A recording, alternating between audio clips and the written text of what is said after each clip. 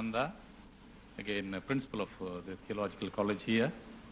I very much appreciate your knowledge in both the scriptures, and I would request our Christians as well as Muslim brothers and sisters to go deeper, still deeper into the subject, not just quoting from the scriptures.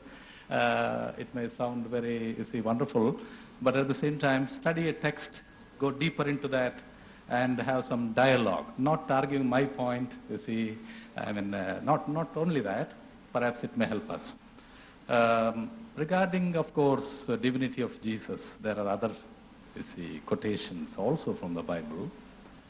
Sometimes when it supports our point, we may say that it's a later interpretation. For example, what do you think about the prologue in John's Gospel? For example, the Word became flesh. Word became a human being, where we have the concept of the incarnation of Jesus. The Word was God, the Logos, concept of Logos. I'm just to ask you to enlighten these things. The brother asked and giving another quotation, and he rightly agrees that only quoting is not important, going to depth is important. Only quoting "and my Father and one" is not important. Seeing the context is important, so to come to know whether Jesus actually claimed divinity. And the brother has given one more quotation, that one more place, there are various places. Brother gave 3 quotations, I gave the context and it was clear. Brother gave one more very good quotation from the Bible. He's quoting Gospel of John. The reference is verse number 1. Chapter number 1, verse number 1. Gospel of John. The Word was God. Verse 1 is That's right. So you said both things. In the beginning was the Word. Word was God. So you gave 2 quotations. Word became flesh and Word was God. Both you gave. So I'm going from verse number 1, then coming to verse number 2. But first comes verse number 1, then comes verse number 12. And I do agree that Gospel of John, chapter number 1, verse number 1, I'm quoting. In the beginning was the Word was with God. In the beginning was the Word was with God, and the Word was God. In the beginning was the Word was with God, and the Word was God. It's a very good quotation. If you read from the Bible, if you don't understand, you should go in depth, as the brothers, I do agree with you. The in depth, the original manuscript is which, brother? Greek, New Testament. Though Jesus Christ, peace be upon him, spoke Hebrew, but the original manuscript are in Greek, not written by Jesus, peace be upon himself. It's in Greek. If you go to the Greek, you'll understand. In the beginning was the Word was with God, and the Word was God. The first time the God appears, if you say that the Word was God, just as a layman, that Word was God, that means Word is God. So now wherever Word comes, you exchange it with God. In the beginning was Word becomes, in the beginning was God. Correct? The Word was with God becomes, the God was with God. It doesn't make sense. God was with God. In the beginning was Word becomes, in the beginning was God.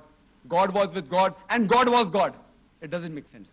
So if I agree that Word here means actually God, and if we exchange the word, and instead of the place of Word, put the word God there, it will read, in the beginning was God. God was with God, and God was God. Does it make sense? No. So how you go, if it's difficult to understand, go in depth, as the brother said. If you read in the original Greek, the word used first time, in the beginning was Word, and the Word was with God. Word was with God. The first God used is Hotheos. Hotheos, meaning the God with capital G. Hotheos. The second time, and the Word was God, is Tontheos. Tontheos, if you ask any Greek scholar, Tontheos means a God with a small g. Small g, meaning a godly person. First is Hotheos, second is Tontheos. So if you read, in the beginning was the Word was with God Almighty, capital G. And the Word was God, small g. But if you read in the Bible, both the places there's capital G. Who's done the mistake? Not Almighty God, the translators. First word in Greek is Hotheos. Second word is Tontheos. So why the capital G on both the places? Who are you trying to deceive? I'm sorry to use these words, but this is, if you go to the original manuscript, brother, the first word is Hotheos, second word is Tontheos. So it says, in the beginning was the Word was with God, Almighty God. And the Word was God, means a messenger. We agree. Quran says that Jesus was the Word from Allah subhanahu wa ta'ala, was a messenger from Allah subhanahu wa ta'ala. Every messenger was a word from God. We have got no objection at all. So if you analyze, I've got no objection. Jesus was a God with a small g. And further, if you read in the Old Testament, it says, if you read, that Moses was sent as a God to the Pharaoh. God, do you mean that he was claiming divinity? He was sent as a God and as a messenger. But the original manuscript out there, what they translate is correctly as a God. So if you read the context, you'll understand, brother, that that verse, if I agree it's correct, it says that Jesus, peace be upon him, was a God and word became flesh. Yes, the messenger came out here as flesh, which the messenger in flesh and blood. And Jesus, peace be upon him, says very clearly. If you go in the Gospel of Luke, when he goes to the upper room, and he goes to the upper room, chapter 24, verse number 36, where he says, Shalom Alaikum, peace be on you, in Hebrew, Shalom Alaikum. There he says, and the people were shocked that they thought that Jesus Christ was crucified.